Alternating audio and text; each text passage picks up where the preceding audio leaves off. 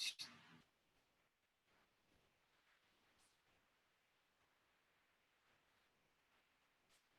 guys, week number 5, Monday. So here we are again, another video.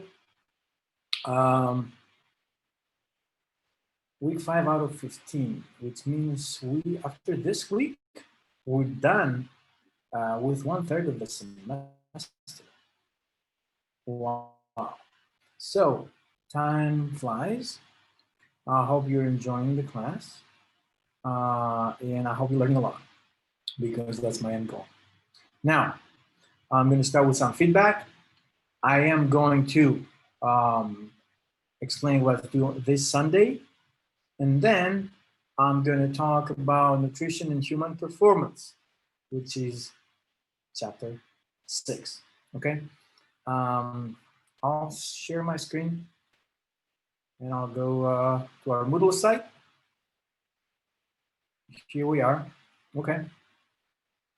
So we're done with XFees, and you submitted a LO7 and a LO8. So I have my notes down here. LO7, the heart diagram, you did very well, very pleased. Thank you very much.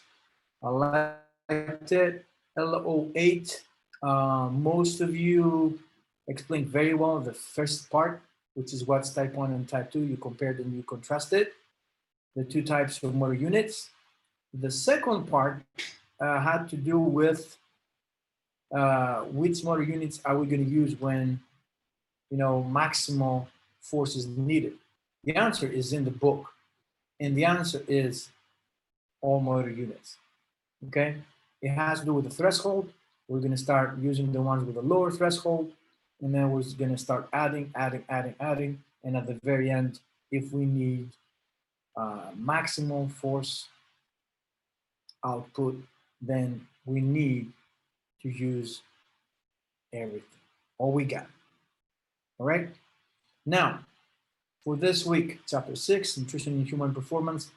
Again, that's a sub-discipline of exercise science. They're like, you can major in human performance and nutrition and dietetics, right?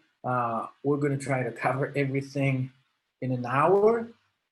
So there's a lot of information. I'll take it slowly, and let me know if you have any questions. Again, a lot of material for one presentation.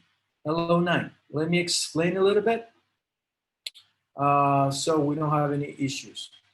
LO9 is about creating a food diary. I want you to create a food diary for you. So maybe tomorrow you use this free source for your clients, all right?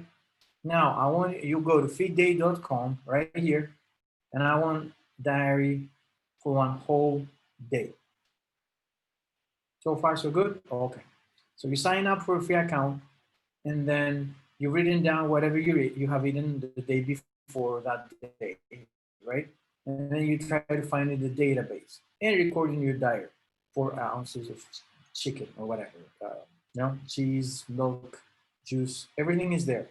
Now, if you want to enter a custom food, I wouldn't recommend it for the purposes of this thing, but if you do want to, you have to create by yourself. Now, I'll try to keep it simple, put everything in there, and then after you're done, you use reports tool. And you generate a report of calories, that's one, click on calorie, makes sense, as well as gram and percentages of fat, protein, and carbs, click on nutrition. So 2 reports, you click on calories, you click on nutrition, you submit both reports. Now, if you don't know how to save the reports, you can use print screen or screenshots, whatever you want. Send them both to me, and they can either be in the form of graph, because it will ask you, or you have that option, or in the form of table. It has to be for a whole day. If I see things that you consume 300 calories, that means you weren't motivated enough to put the whole thing in there. You're just trying to BS it. Don't, please. Okay, use it, It's a great tool, please, and learn how to use it so you can use it with your clients. Is that okay? Hope it makes sense. Be careful. Take it one by one, all the steps that I'm just describing over here, and you'll be fine. All right, so the second thing is hello 10, and it has to do with this. I'll let you pick one, not three, one, right? Pick one. Those are web sources, free. And again, you can use them tomorrow to educate your clients. But for now, try to educate yourselves. Pick one. And whatever you pick, answer two questions. What are the merit manuals, for example, for B? Which are the components of a diet? Use your own words. Explain briefly. Educate me. Okay, just one. One out of three, whatever you like. You want the vitamins? Go for the vitamins. You want the guidelines for Americans? Cool, go for that. Two things. The diary for a day and this pick one website. All right, I'm gonna stop sharing this and I'm gonna start sharing. Do you have anything else? No, okay. I'm gonna start sharing the PowerPoint with chapter 6. Let's see if this works. Boom, let's see if this works. Boom. So nutrition and human performance, okay? So there's a lot of scientific information between the relationship of nutrition and athletic performance out there. However, because there are massive quantities of information and misinformation, PTs don't really know, personal trainers don't really know what to believe and what's best for before, and practice and competition, which foods can sustain the best energy levels, the best drinks, the best foods to consume before, after, and during training. What are we doing for ideal body composition, optimal energy intake?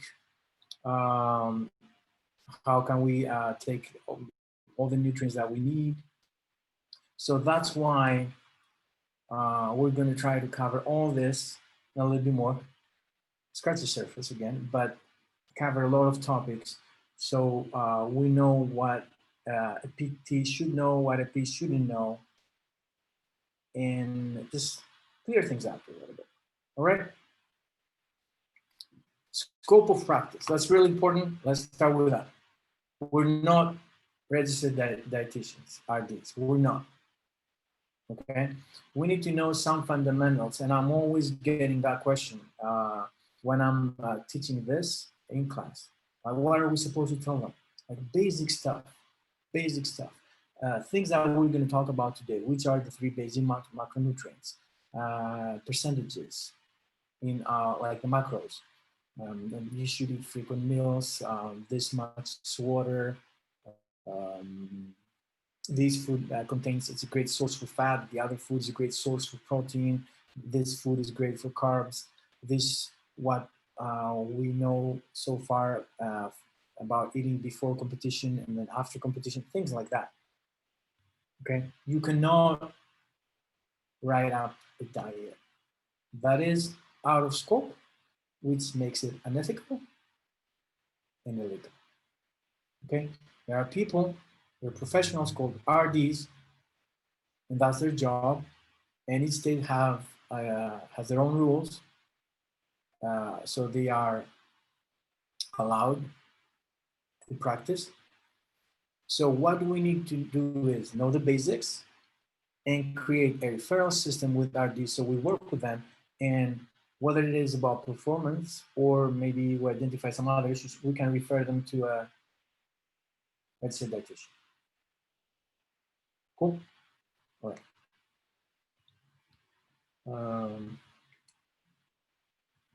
All right. Nutrients, of course, help us build muscles, organs, and bones, and provide energy.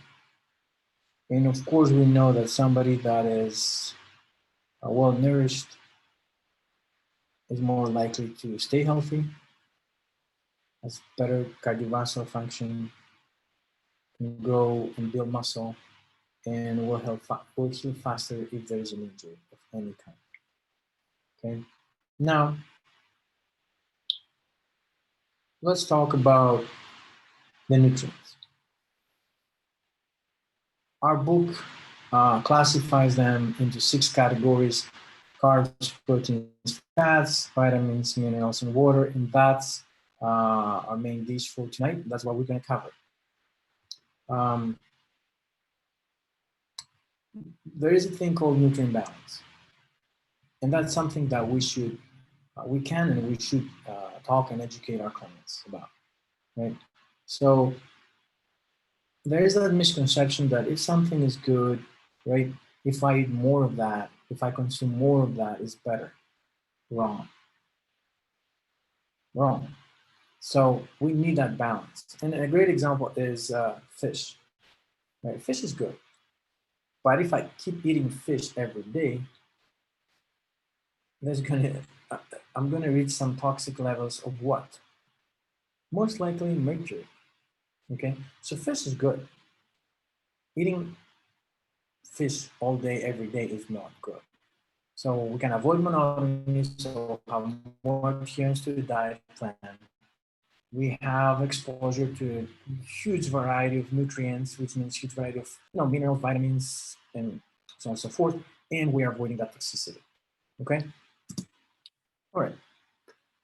Now, the macronutrients we need in huge quantities. That's why they're called macronutrients, right? And they provide energy are carbs, proteins, and fats. Now, the energy that we're talking about, those energy nutrients allow us to do muscular work, transfer electrical energy between nerve cells, and help us maintain body temperature at 98.6 Fahrenheit, about 37 degrees Celsius. Okay. Now, when we talk about energy, we measure in kilocalories. But for the purposes of this book and other books, when we talk about calories, we mean kilocalories. Kilocalories are 1,000 calories, right? Kilo means 1,000, kilometer, 1,000 meters. Okay. Now, when we break down those macronutrients, energy is released. Some of that energy is used, not most of it though, about 30–40%. So we can do all that muscle action. And about 60%, it just leaves our body in the form of heat. Okay? Which is pretty unfortunate, but that's what happens. Let's see the percentages. All right, so as we can see here, the recommended distribution between those 3 macronutrients is 45 to 65% of total calories to be carbs, right? 10 to 35 was a huge difference, of course, huge range of total calories to be from protein, and 20 to 35 of total calories to be from fat. That's what we know from, for the average Joe. So if somebody asks you 45, 65 carbs, 10, 37, 35 protein, and 20, 35 fat. You good? All right. Now, we need to find ways to provide enough extra energy at the right time to satisfy the additional energy needs of physical activity. And at the same time, we have to find ways to provide enough fluid at the right time to maintain body water and replace the fluid that is lost as sweat, because as we said, 60% of that energy is leaving our body as heat. When we're trying to meet those energy needs, it's challenging because we're trying to maintain an energy balance state. Either that or deviating a little bit is an important strategy for both body weight and body composition maintenance. Now, caloric deficit and caloric surplus is something that we have to mention here. If you are in a caloric surplus, which means you eat more calories than you consume, you're going to gain weight. If you are in a caloric deficit, which means you consume more than you eat, you're going to lose weight. That's the simplest way to talk about weight management and how you can gain weight or lose weight. Weight, I'm not talking about muscle, I'm not talking about fat, okay? Now, for athletes though, if somebody becomes lighter, right, less weight, uh, they're overcoming resistance, which is great, but then how are they going to sustain the power output? So that's challenging. That's why a lot of times we're trying to find the weight in which we're most powerful. That's why people like, oh, 82 kilos, I'm very powerful. That's my weight classification. That's where I am, because if I go to 84 or 80, I'm not as strong. I can't produce as much power. Okay. All right. We talked about that. Now, small and frequent meals, it is beneficial, excuse me, mainly for gaining muscle, right? Especially with protein every 3 hours. Carbs. Okay, let's talk a little bit about carbs. Now, the basic form of carbohydrate energy is a simple sugar, which is called glucose. Now, if we don't use it, our body is going to create a complex carbohydrate called glycogen, which is stored in our body, muscle and liver, so we can use it later on. Okay?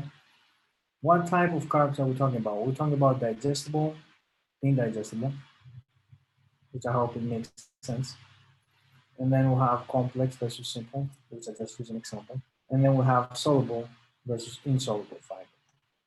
The soluble fiber, the difference of something that I want you to know from this is that it dissolves in water, creates that gel, and it lowers cholesterol.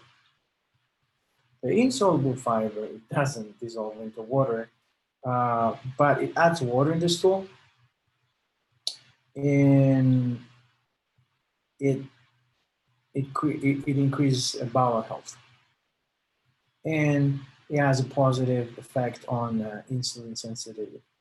That's what I want you to know from this for now. All right, quick facts about carbs. Minimum intake, 50 to 100 grams per day. As you can see, the average US intake is way more. Fiber intake should be up to 30 grams. Average US fiber intake is way less. 55 or 65 for athletes, and these are sources. One thing I want to talk about, since it's mentioned here, is ketosis. Is ketosis bad or good? Well, neither or. Ketosis is the process.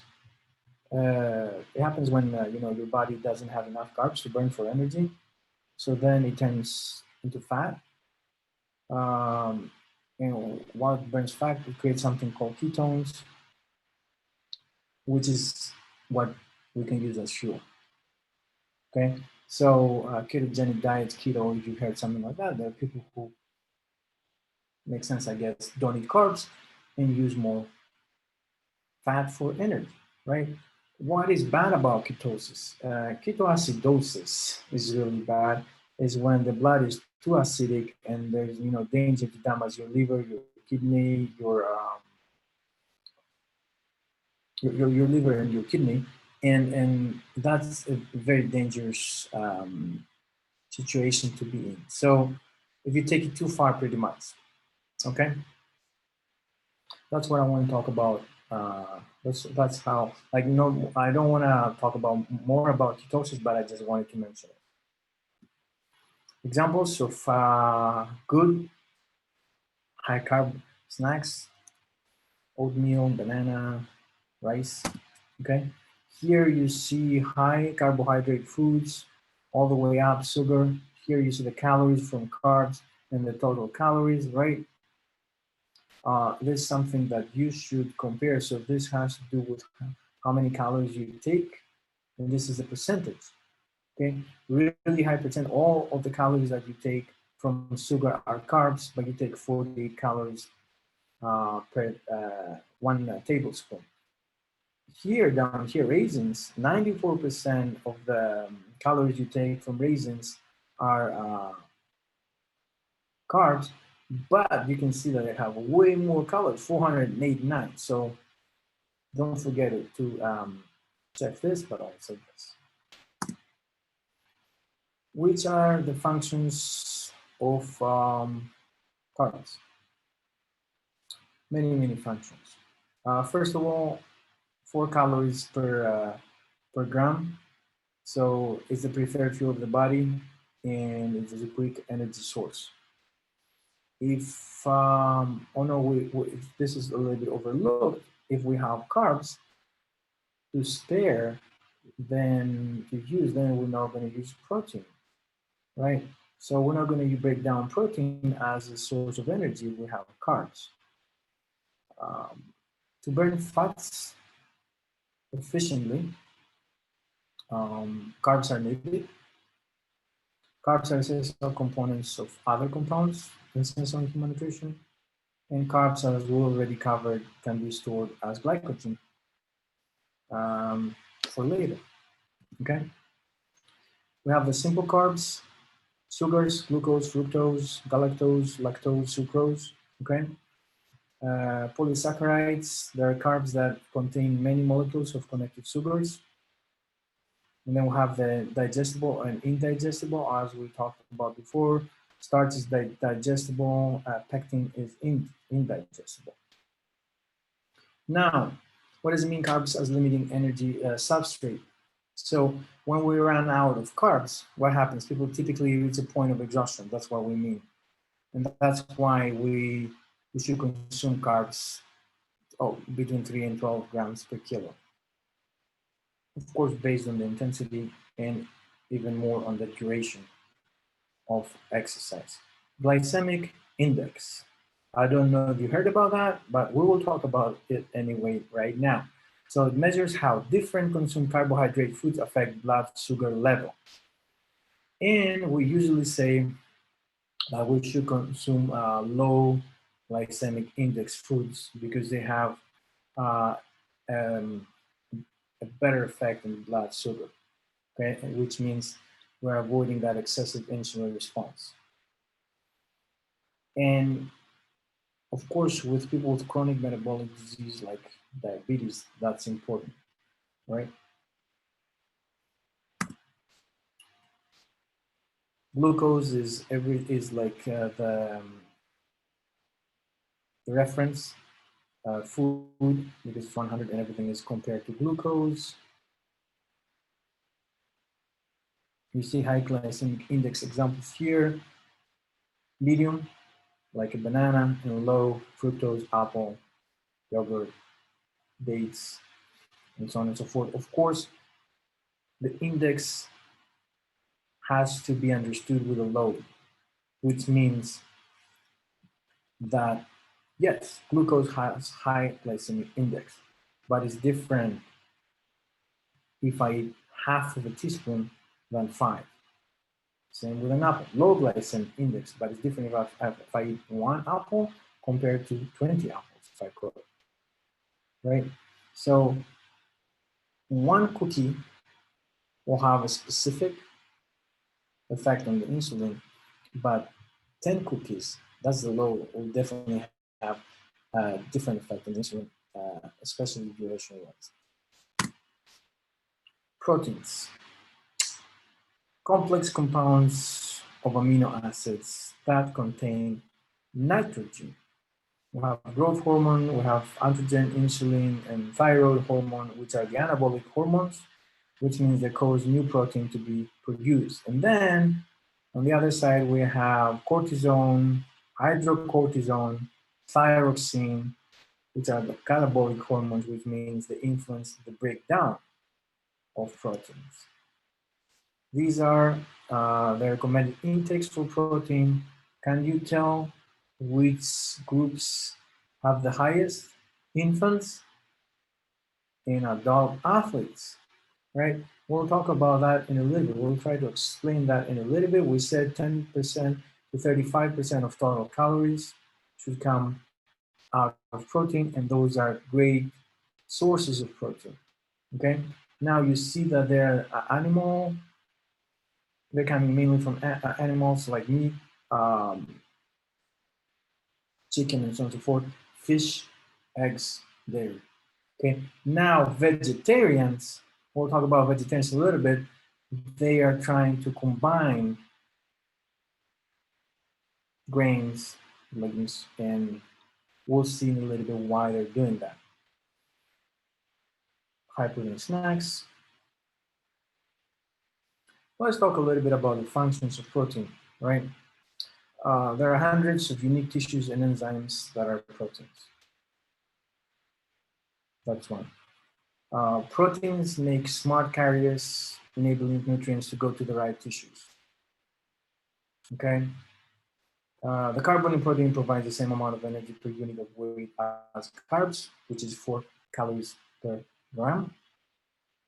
Hormones control many chemical activities in the body, and these are made of unique proteins.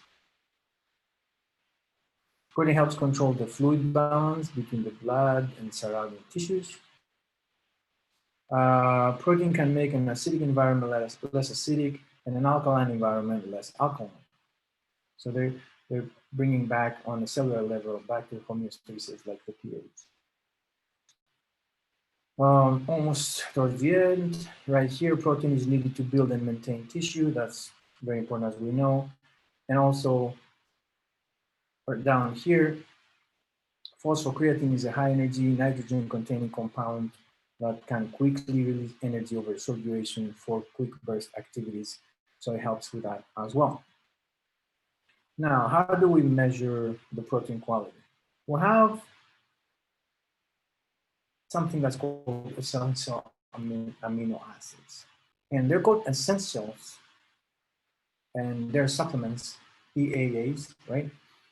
Because they're essential amino acids because they cannot be manufactured by the body, which means we have to take them externally, which means that we can use that when we're talking about the quality of the protein to determine that, right? If they have all the essential amino acids, that's something really important that tells us a lot about the quality of that protein.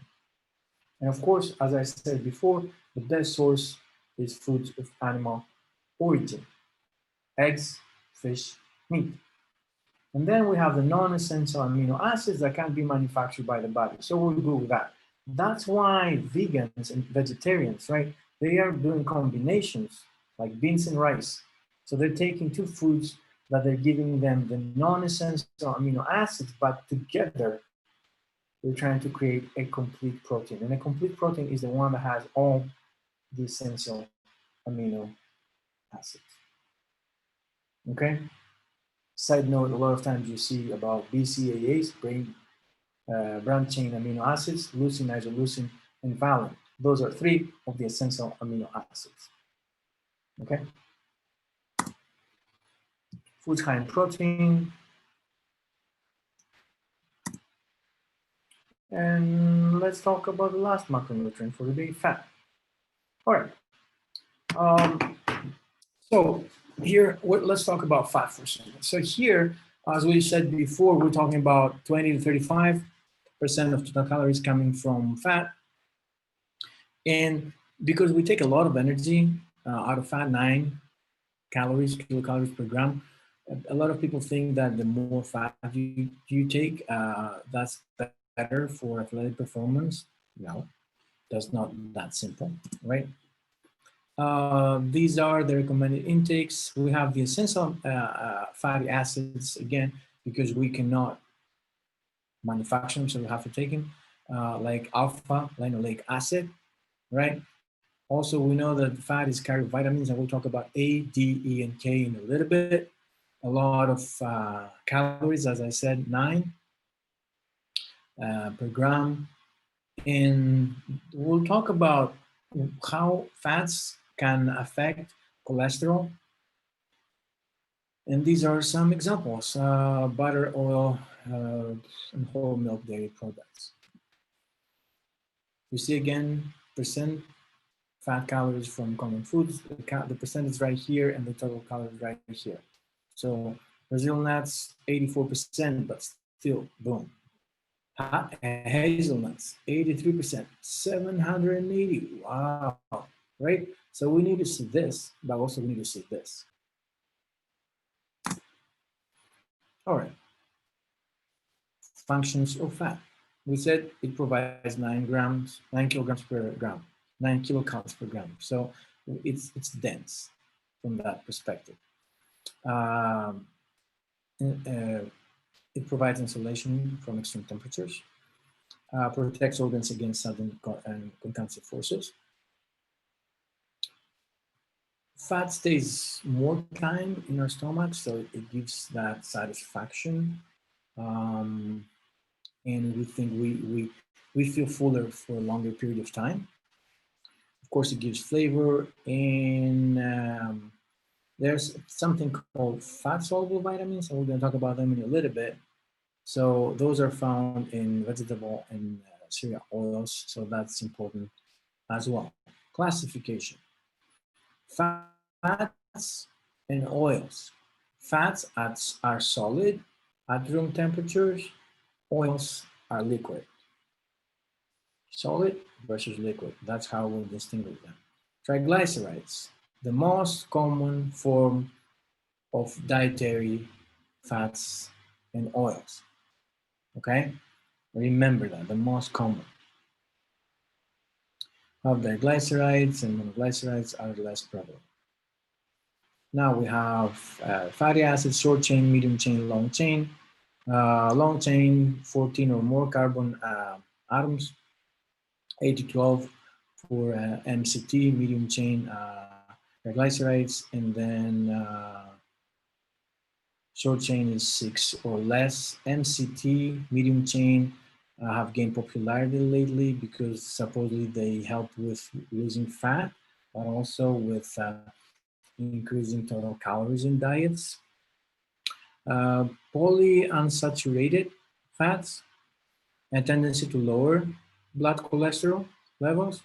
Monounsaturated, to lower blood cholesterol, again, they have a tendency while maintaining HDL high. Example, olive oil. And then we have saturated, which have a tendency to increase cholesterol. Last two, we have LDL and HDL. LDL, the bad cholesterol, HDL, the good cholesterol. Why?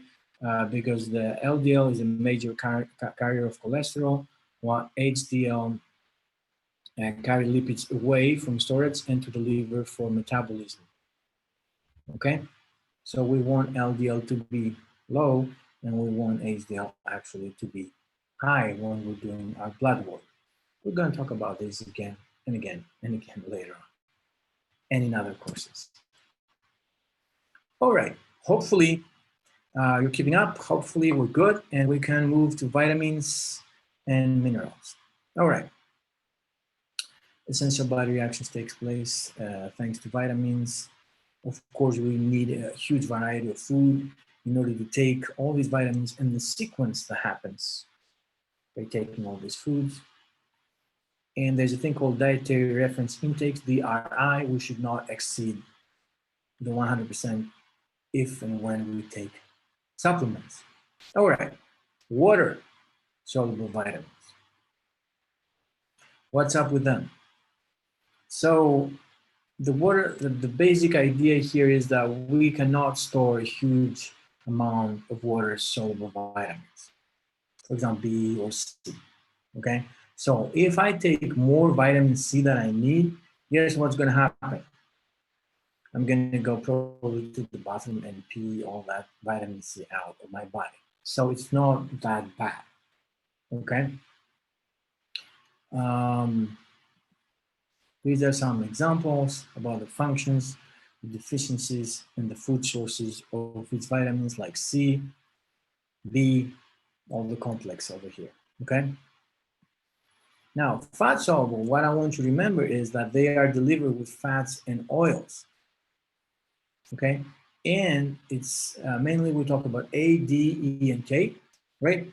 And what I want to say here is that we need to be careful because if we take too much, we may reach some levels of toxicity, and we don't want that, especially with vitamins A and D. And in areas like Plattsburgh, a lot of people take vitamin D because we don't see the sun for months and months. Okay, so we need to be careful.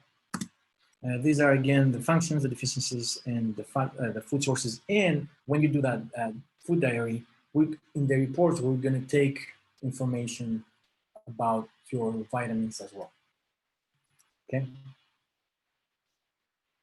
Minerals. Iron and zinc are critically important for energy metabolism, but a lot of people don't consume enough quantities of those, especially vegetarians. Okay, why? Because the best source of those minerals is what? Meat. Okay, they're very important minerals for water balance, nerve impulse stimulation, acid-base balancing, and energy reactions. Okay, these are examples: calcium, phosphorus, iron, zinc, magnesium, function deficiency, food sources. Okay, you can go over these tables by yourselves, but ask me questions if needed. All right, hydration. Water is important, as you may know, right? Carries nutrients to the cells, carries waste products away from the cells, lubricates the body, help maintain body temperature. So we need to be hydrated at all times. Concerning performance, we do know that if we lose 2%, starting at 2% of our body weight, then our performance starts getting worse. 2% of our body weight, okay? So we need to stay hydrated. We need to consume fluids on a fixed time interval. It's kind of the same, if I may, the same thing that we do with food, okay? Now, you see all the benefits of optimal hydration. Now, also, we're going to talk about all these in 214, so I don't want to get into this a lot, but you see dehydration, you see the signs for heat exhaustion, and of course, for the worst of those cases, the heat stroke. Now, how much should I drink? You see, the wording is interesting. As much as necessary. Okay? Do not rely on thirst only. Okay, and again, we're going to talk about that in 214. You have to be thirsty, you have to check your urine column, you have to check your body weight. You do. Don't consume too much at once because of GI stress. But excuse me, I want to stop here and talk about one thing called hyponatremia. Not many years ago, we used to say drink as much water as possible. Drink, drink, drink, drink, drink. And then people died because of that. What happened? When you keep drinking something that's hypotonic, like water, sodium dissolves a lot, your pH levels drop a lot, and that's really bad for your muscles and your muscle tissues, including your heart. Okay, so you can get cramps. So people died for hyponatremia. So drinking, there is a thing called drinking too much water. That's bad, right? Um, yeah, big question. Is sports drinks better than water? On average, yes. Why? Because they're not hypotonic. They have sodium, they have minerals, um, and they maintain the pH level of the cellular level where it's supposed to be. Okay. Also, people like it and drink more of it. Also, if it includes carbs, it offers energy. Okay. Um, a lot of times we use the terms dietary supplements and ergogenic aids like they're the same interchangeably, but they're not. Dietary supplement is a supplement, which means if something is missing of your diet, then you supplement it, like protein. Okay. Ergogenic aid is something that is not missing, but you take it to improve performance. Okay, like caffeine. Let's see some examples. Androstenedione. So this is a precursor of testosterone. Uh, Most likely it works, but it's banned from IOC, NCAA, NFL, NHL, and so on and so forth. Caffeine, improving endurance, effective with metabolism. It used to be banned, it's not banned from the IOC anymore since I think 2004. Creatine, 3 amino acids, part of phosphocreatine, really important for energy and recovery as well. Um, all the evidence I will have is that creatine is pretty awesome. Okay, ephedrine, a stimulant. It used to be legal. It's not legal anymore. It's banned by the NCAA and the IOC. Ginseng, numerous claims about ginseng, enhancing immune function, but at the end of the day, we don't have enough data. L-carnitine, an amino acid, the left side, that's why it's L-carnitine, supposedly takes fat to the mitochondria and you burn more fat and you release more energy. So a lot of people take it to lose fat or when they're dieting. Yeah, controversial, not enough, not solid evidence. MCT, medium chain triglycerides, as we talked about before, supposedly they help with burning more fat and also increase calories if you want to in your diet. Let's talk about the burning fat part.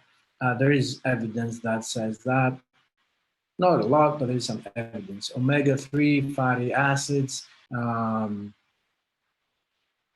we find them in fish oil, salmon, fatty fish.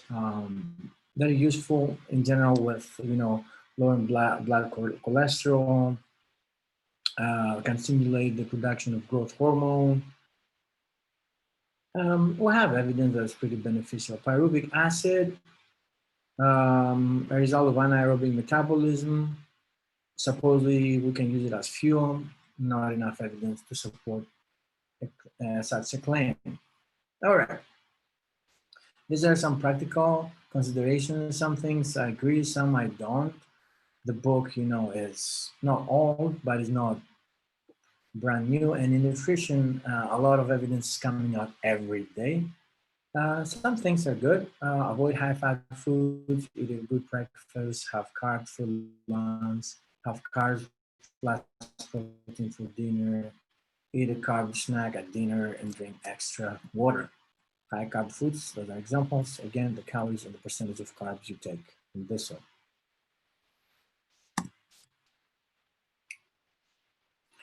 Before exercise or competition, you need carbs and simple carbs and foods, of course. You don't want to be hungry. You want to have enough energy, but you don't want to consume foods that you're not familiar because you don't want to have GI issues. Same here with high fiber foods. Okay, and fluids. Do you have to have a protocol? During exercise, it depends again on the duration of the activity. If it's really long, you need more carbs, most likely, and you can eat solid foods. You can see marathon runners, they like pieces of bananas, they give them, right? So something is shorter duration, you just, again, carbs, not so many, but in the form of drinks, most likely a little bit more beneficial like that. After, you need definitely, you need to restore the glycogen storage, I'm sorry.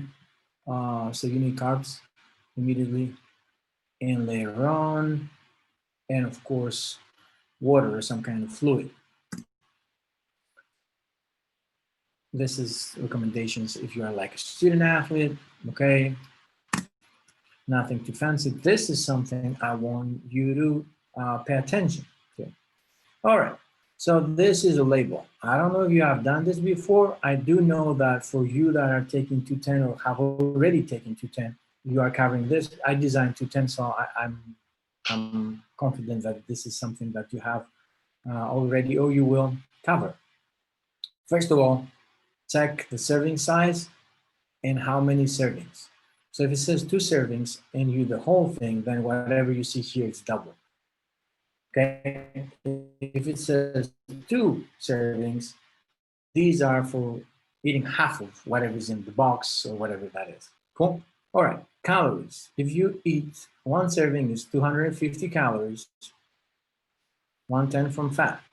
Okay, so fat, it breaks down saturated and trans fat. We don't like trans fat, you know. Saturated, depends on how we're gonna put them in our diet. And then cholesterol and sodium. 5% or less is low, 10% or more is high. Again, pretty generic. Carbs, we'll break it down into fiber and sugars. Again, depends on our diet. And then you see the protein and the vitamins. Okay, all this depends, is based on a 2,000 calorie diet. So if you eat less or more, the percentages will change. But it's good to know how to read this and compare and contrast with another, at least similar product when you go grocery shopping, okay? All right, we talked about that. All right, 2 things here. Daily value is recommended, right? We have, if it's about fat, saturated fat, cholesterol, sodium, the DV of 100% represents the recommended upper limit. If it is about carbs and fiber, the DV of 100% represents the recommended minimum intake, okay? Make sure you differentiate between fat and carbs, upper versus minimum. How much protein? Well, that's a huge debate, right? 1.5, sure. But if you train your intensity, you break down more muscle, you probably need more per kilogram, okay? Excuse me. If you are taking way more protein than you need, most likely you're losing more water than you thought.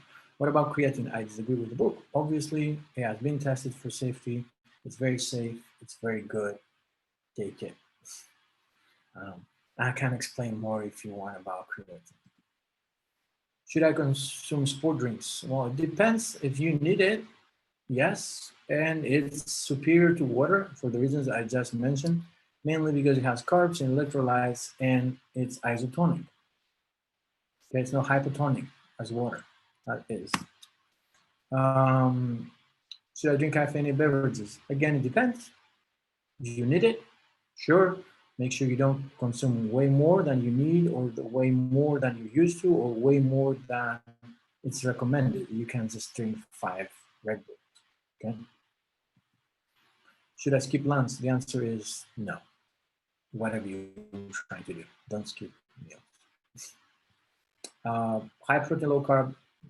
There is some evidence that it could be more beneficial. There is some evidence. Should I eat or drink anything during exercise?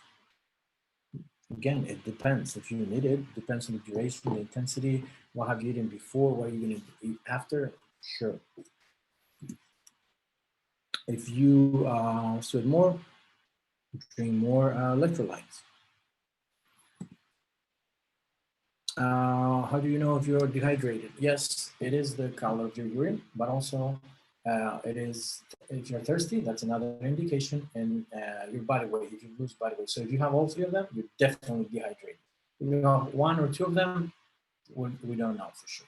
But we're going to cover that into 14 again. Take home points. We made it to the end. All right. So a personal trainer is not a nutritionist, is not a dietitian. Okay. However, the PT should be knowledgeable and aware of the extent of information that can be distributed to clients. That's what we did today. A PT should be able to recognize when to refer a client if necessary. A PT should team up with an RD. And athletes have higher needs of energy and fluids. I'm going to stop sharing this right here. I explained what we have for Sunday. Let me know if you need anything. That was chapter 6. Have a great week. In the meantime, lift intentionally, not habitually.